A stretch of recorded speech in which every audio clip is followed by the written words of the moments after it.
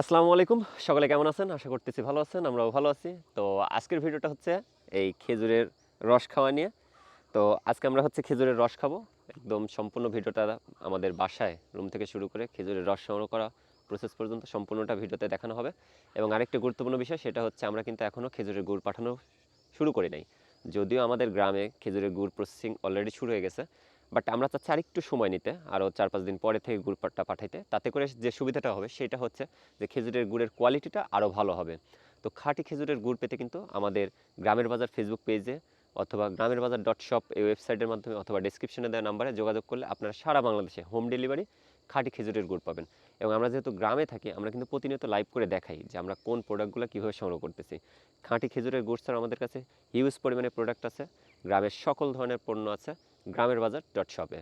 তো চলুন ভিডিওটা শুরু করি, দেখি কিভাবে আমরা বাসা থেকে খেজুরের গাছ পর্যন্ত পৌঁছে খেজুরের রস সংগ্রহ করি এবং তারপরে খেজুরের রসটা আমরা খাবো। তো এটা হচ্ছে আমার বাসা। আমার বাসা থেকে একদম সকালে ফজরের নামাজ পড়ে রওনা দিয়েছি মূলত রস খাওয়ার উদ্দেশ্যে।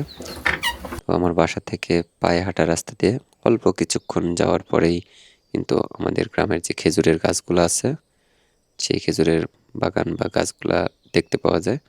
রাস্তার পাশেই দুই পাশেই সুন্দর সুন্দর খেজুরের গাছ আছে। আমরা কিন্তু অলরেডি চলে আসছি, প্রায় 3 মিনিট হাঁটার পরেই যে দেখেন রাস্তার দুপাশে অজস্র খেজুরের গাছ, সেই খেজুরের গাছগুলা। তো খেজুরের গাছ বেয়ে আমরা চলে যাই হচ্ছে বিলের মাঝখানে মাহাবুর ভাইদের খেজুর বাগানে। আমাদের এখানে আমরা যাদের কাছ থেকে গুড়গুলো সংগ্রহ করি, মাহাবুর ভাই এবং তার বাবা সকাল সকাল কিন্তু চলে আসছে রস সংগ্রহ করার জন্য।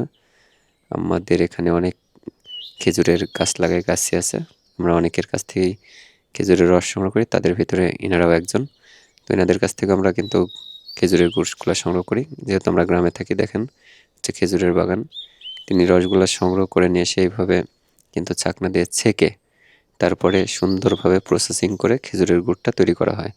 তো আপনারা যারা খেজুরের গুড় পেতে চান তারা কিন্তু পাইকারি, খুচরা যে কোনো ধরনের খেজুরের গুড়, আমাদের এখানে অনেক আইটেমের খেজুরের গুড় আমরা প্রস্তুত করে থাকি।